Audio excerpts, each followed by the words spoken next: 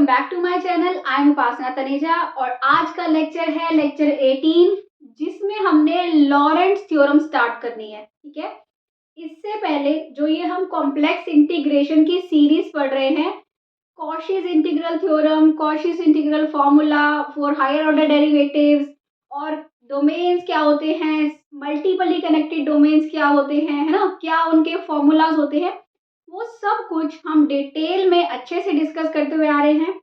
और आप comment section में जो आप बोल रहे हो, मैंने आपके कमेंट्स पढ़े, उसमें लिखा हुआ था कि मुझे क्या करना है कि लिंक डालने हैं।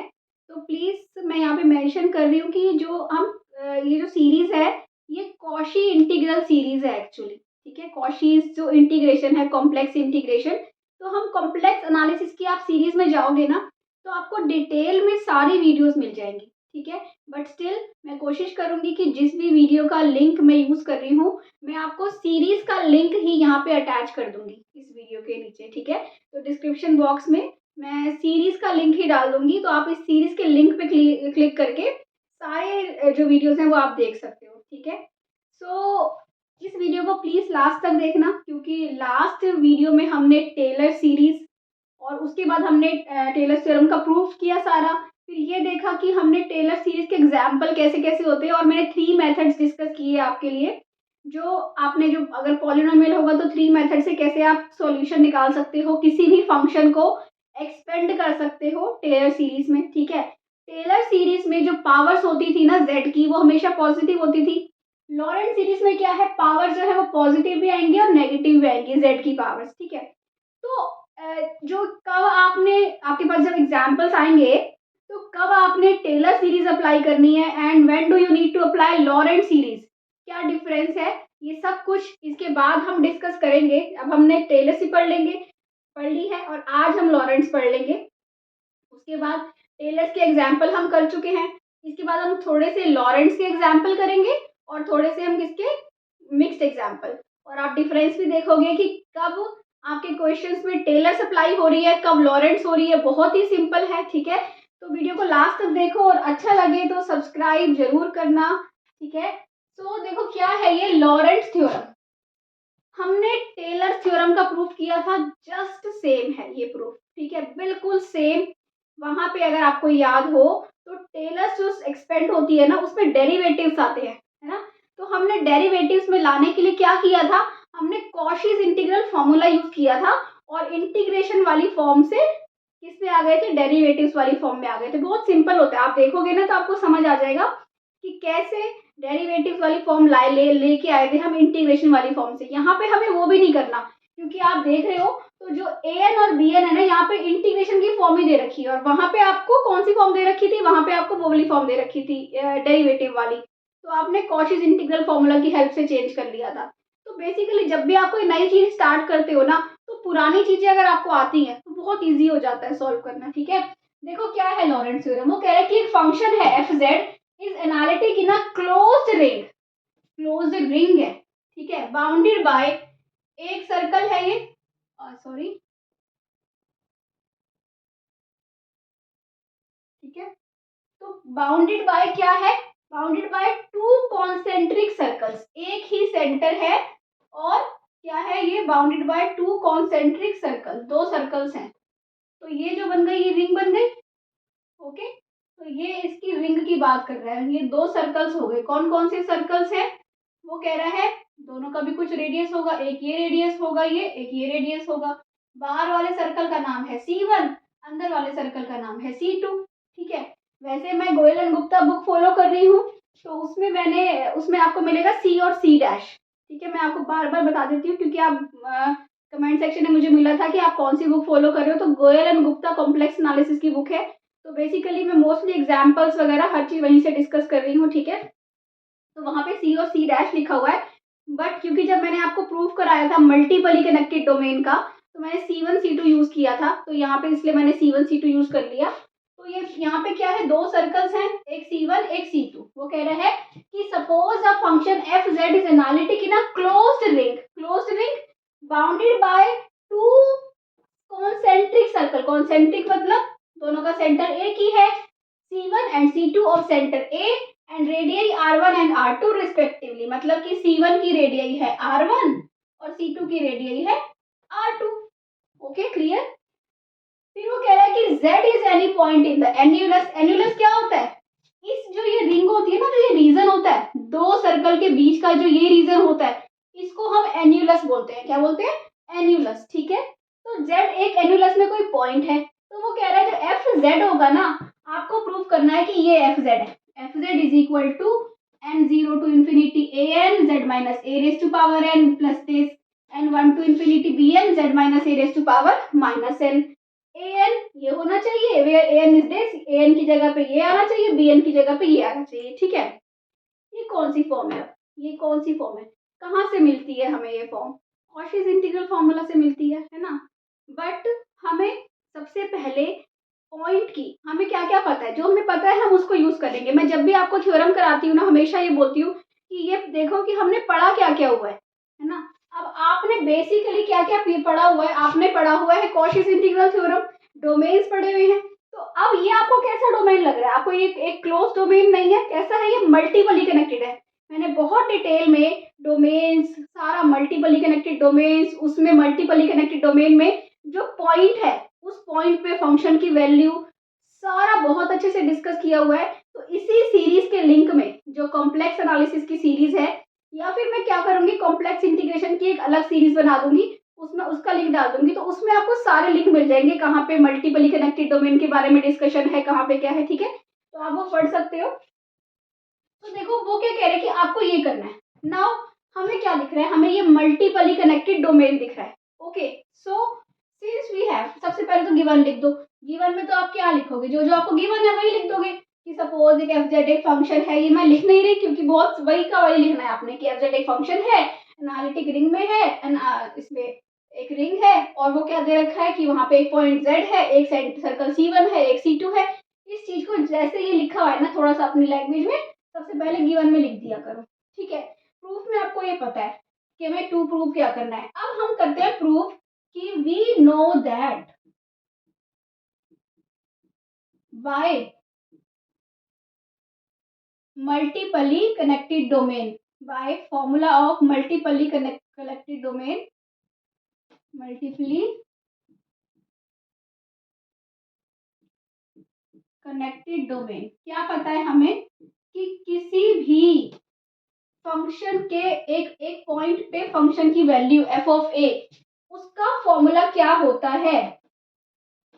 1/2 पाई C1 fz upon z minus a dz plus along sorry this is minus C2 fz upon z minus a dz, और ये यहाँ पे भी अलग लिख दो 1/2 पाई। ठीक है, तो ये होता है आपका किसका फॉर्मूला? इसका फॉर्मूला, कि एक पॉइंट जो है इसके अंदर मल्टीपली कनेक्टेड डोमेन में जो पॉइंट है, उस पॉइंट पे फंक्शन की वैल्यू ये होती है आपकी। सिंपल सी बात है। ठीक है, तो ये z minus A D Z ये हो गया। ठीक है, अब मैं अगर इसको प्लस बनाना है मुझे, तो मैं क्या कर सकती हूँ? यहाँ से माइनस कॉमन ले लूँ तो प्लस बन जाएगा। ठीक है, तो क्या हो जाएगा? ये मैं लिख देती हूँ, माइनस कॉमन लेके बन जाएगा a माइनस जेड, और या फिर लिख दो माइनस जेड प्लस ए लिख दो। z माइनस ए था ना, माइनस जेड प्लस ए लिख दो, ये क्या बन गया? प्लस बन गया। ऐसे कर सकते हैं, कोई दिक्कत नहीं है, बस हमें ये फॉर्मूला पता है। मैंने ये फॉर्मूला बहुत अच्छे से, जब आपको मल्टीपली कनेक्टेड डोमेन का टॉपिक डिस्कस किया था, तो वहां पे अच्छे से डिस्कस किया था कैसे कैसे आया। ठीक है, तो आप उस वीडियो को एक बार रेफर कर सकते हो, ये कॉन्सेप्ट क्लियर करने के लिए पूरा अच्छे से डिस्कशन है डोमेन्स के ऊपर सारा। ठीक है, अब एफ ऑफ ए की वैल्यू ये आ गई।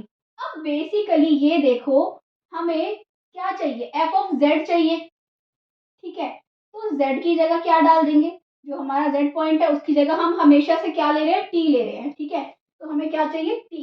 z को रिप्लेस कर दो t से, और a को रिप्लेस किससे कर दो? z से, क्योंकि a की जगह क्या चाहिए? z, और z की जगह क्या चाहिए? t।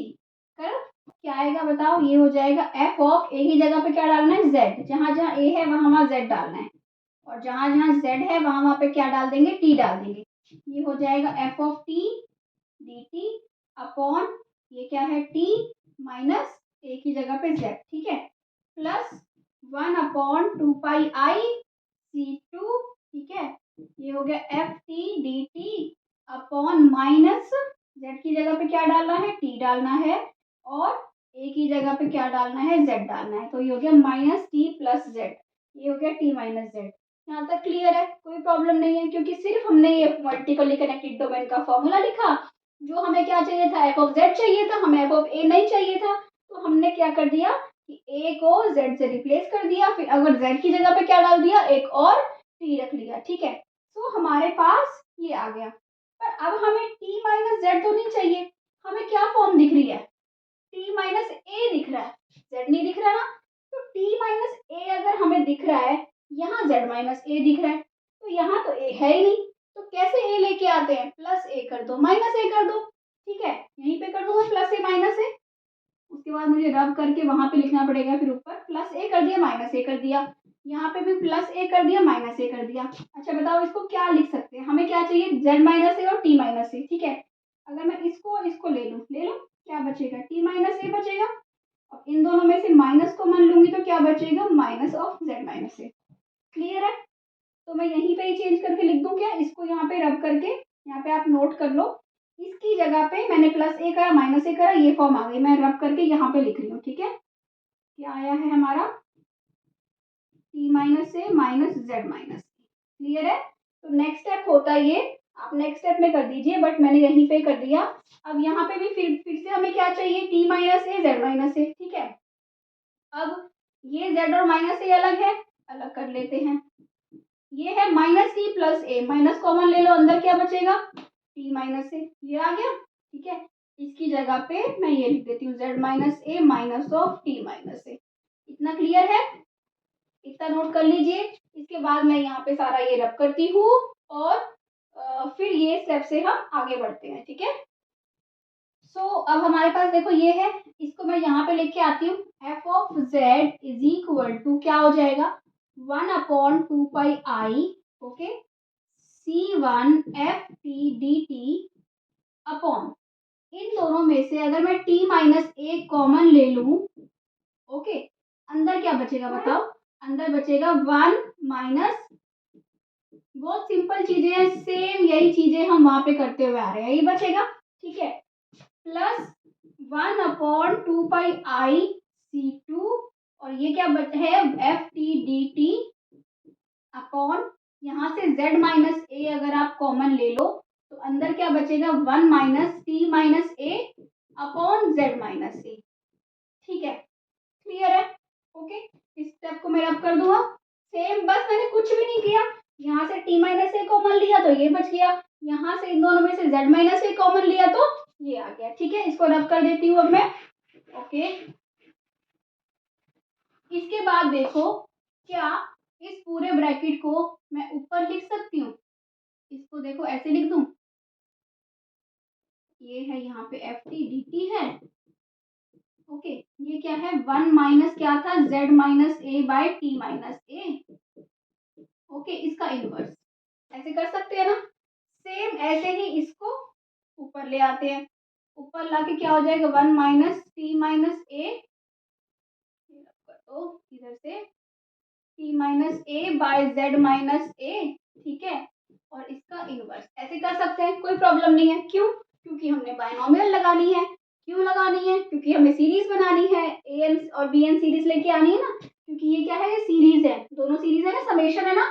समेशन कैसे आएगा, जब यहाँ पे हम बायनोमियल थ्योरम लगाएंगे, और बायनोमियल थ्योरम लगा के फॉर्मूला खुल जाएगा। देखो कैसे, बहुत सिंपल है, f of z is equal to 1/2πi, बहुत ध्यान से ये स्टेप देखना, c1 ft/dt अपॉन t-a, ये dt बाद में भी लिख सकते हो, पर मैं यही लिख देती हूँ, कोई बात नहीं। यहाँ पे क्या लिख देते हैं, अब 1 माइनस एक्स का -1 क्या होता है, यहाँ लिख दूं मैं फॉर्मूला, क्या होता है बताओ, ये होता है 1 + x + x² + x³ up to so on, यही होता है ना।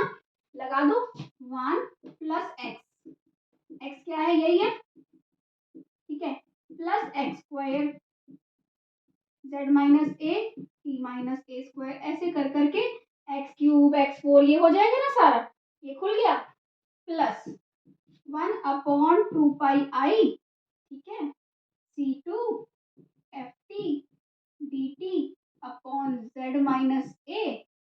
ओके, क्या हो जाएगा बताओ, इसको लगाओ 1 प्लस एक्स, एक्स क्या है t minus a upon z minus a, plus x square t minus a square z minus a square up to so on.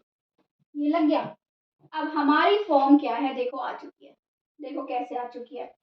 अब आप इसको मल्टीप्लाई करोगे 1 से और 1/2, वो फर्स्ट टर्म क्या बनेगी, मैं आपको फर्स्ट टर्म बना के दिखाती हूँ, ठीक है। मल्टीप्लाई करो 1/2 पाई, ठीक है, C1 FT dt upon T minus A, यही बनेगी 2 पाई और ये जो है ना ये अंदर 1 से मल्टीप्लाई होगा प्लस 1/2 पाई, ठीक है, C1, अब ये इससे मल्टीप्लाई हो रहा है this and this, FT dt, ऊपर क्या है z माइनस ए और नीचे क्या है t minus a square, t minus a square है ना ये, ठीक है। ऐसे कर करके बन जाएगी टर्म। सिमिलरली आप इसको करोगे तब भी बनेगी, वो भी मैं आपको दिखाऊंगी, पहले आप इसको देखो। अब ये जो फर्स्ट टर्म है इसमें क्या है, यही है। अब देखो ये फर्स्ट टर्म इसकी सीरीज की क्या आएगी, इस सीरीज की फर्स्ट टर्म आएगी, बताना यहाँ पे निकाले, देखो a नॉट मतलब 0 term, okay, z minus A की पावर 0 क्या होता है 1 होता है, तो ये 1 आएगा, मतलब कि a नॉट आएगा। a नॉट मतलब n की जगह 0 डालना, a नॉट क्या टर्म है यहाँ पे, n की जगह 0 डाल दो, क्या आएगा 1/2 pi FT dt t minus A की पावर 1, यही आएगी ना। तो ध्यान से देखो a नॉट यही टर्म है, ठीक है। अब क्या a1 टर्म यही है, a1 टर्म क्या होगी, इसकी सेकंड टर्म क्या होगी a1 z माइनस ए की पावर 1, तो z माइनस ए की पावर तो 1 ही है सेकंड टर्म में, ठीक है। उसके बाद यहाँ पे देखो a1 क्या होगा 1/2 pi FT dt t minus ए का स्क्वायर, यही है ना। तो ये सेम फॉर्म बन चुकी है, बराबर रब कर दो यहाँ पे, ओके। सिमिलरली यहाँ पे देखो इसको फर्स्ट टर्म से मल्टीप्लाई करो, क्या आएगा 1/2 pi FT dt upon z minus A, ठीक है। तो ये देखो ये आ रहा है ना, n=1 डालो तो क्या होगा b1 z माइनस ए की पावर -1, -1 मतलब नीचे आ जाएगा z माइनस ए, है ना। और b1 क्या होगा 1/2 पाई FT dt, क्योंकि 1 फर्स्ट टर्म में -1 + 1 t माइनस ए की पावर 0 हो जाएगी, तो वो तो होगा ही नहीं, तो इसका मतलब b1 क्या होगा सिर्फ इतना होगा। सिमिलरली अब ये पूरी सीरीज बन चुकी है, तो इसको हम कैसे लिख सकते हैं, ऐसे ही लिख सकते हैं, this can be written as n0 to infinity an z minus A की power n plus n1 to infinity bn z minus A की पावर -n। अब ये वो भी लिख सकता था, जैसे यहाँ पे -n+1 लिख रहा है, आप लिख दो where an is this bn is this, क्योंकि हमारी ये फॉर्म आ चुकी है, इसको जस्ट हमने सीरीज की फॉर्म में लिखना है और यहीं पे सेम जो आपको प्रूव करना था बस आप मैच कर लो कि जब हम वैल्यू डाल रहे हैं तो यही टर्म्स आ रही हैं, तो जस्ट ऐसे ही ये आ गया आपका an प्लस bn। बस इसने क्या किया है इस फॉर्म में लेके आया है n+1 -n वाली फॉर्म में, क्यों, ताकि जो an होता है ना वो -bn के इक्वल होता है, ठीक है। तो जस्ट लर्न करने के लिए आपको n की जगह -n डालो, आपको यही फॉर्मूला मिलेगा, ठीक है। तो इसलिए ये सेम में फॉर्मूला में लिख देता है इस टाइप से। तो जस्ट ये लॉरेंट सीरीज का फॉर्मूला है, लॉरेंट सीरीज कैसे होती है। आगे नेक्स्ट लेक्चर में हम लॉरेंट सीरीज के एग्जाम्पल देखेंगे, कैसे कैसे ये अप्लाई होते हैं। पहले हमने टेलर सीरीज को प्रूव किया, उसके एग्जाम्पल देखे, अब लॉरेंट्स को देखा, अब लॉरेंट्स एग्जाम्पल देखेंगे, ठीक है। और अच्छे से एग्जाम्पल्स करते हुए, कॉम्प्लेक्स अगर आप पढ़ रहे हो, आपका सब्जेक्ट है तो ये टॉपिक बहुत इंपॉर्टेंट है, क्वेश्चंस आते हैं, मल्टीपल चॉइस क्वेश्चंस बनते हैं। तो जब भी मैंने आपकी ये टेलर्स का प्रूफ भी किया था तो कैसे कैसे बन सकते हैं, देखो ऐसे बन सकता है कि बताओ NH टर्म क्या होगी, या ये बताओ कि फर्स्ट टर्म कौन सी है ना। फर्स्ट टर्म में t माइनस ए की पावर क्या है, NH टर्म में t माइनस ए की पावर क्या है। तो ये आपको छोटी छोटी चीजें जब आपको एक्सपेंशन करना आ जाएगा ना, तो जैसे देखो ये फर्स्ट टर्म है, सेकंड टर्म में t माइनस ए की पावर 2 है, तो इस टाइप से आपको करते हुए अपने आप पता चल जाएगा। यहाँ पे डालो a2 डालोगे ना तो t माइनस ए की पावर 2 है, क्योंकि यहाँ तो t माइनस ए है ही नहीं। सेकंड टर्म में z माइनस ए की पावर क्या है, सेकंड टर्म में, सेकंड टर्म कौन सी है, ये फर्स्ट टर्म है ना, ये सेकंड टर्म है, इसमें z माइनस ए की पावर 1 है। तो इस टाइप की चीजें आपको पता होनी चाहिए कि फर्स्ट टर्म में या सेकेंड टर्म में z माइनस ए की पावर क्या है, z plus t minus A की पावर क्या है, उसके अकॉर्डिंग आप nth टर्म को जज कर सकते हो। बेसिकली वो फर्स्ट टर्म नहीं पूछता, वो आपसे nth टर्म पूछता है। पर जब आपको फर्स्ट टर्म पता होगा, सेकेंड टर्म पता होगा, थर्ड टर्म पता होगा, तो बहुत ईजी हो जाएगा ये जज करना कि nth टर्म में पावर क्या होगी। ठीक है, सो अगर अच्छा लगा हो तो चैनल को सब्सक्राइब जरूर कीजिए, वीडियो को लाइक करो, शेयर करो, फेसबुक पेज ज्वाइन करो, फेसबुक ग्रुप जो है मैथमेटिकल क्लासेस नाम से, mathematics for BSc MSc CSIR net ये करके आपको ग्रुप मिल जाएगा। तो प्लीज़ वो ग्रुप ज्वाइन करो और जितना हो सके अपने फ्रेंड्स के साथ शेयर करो। Thank you for watching, bye bye.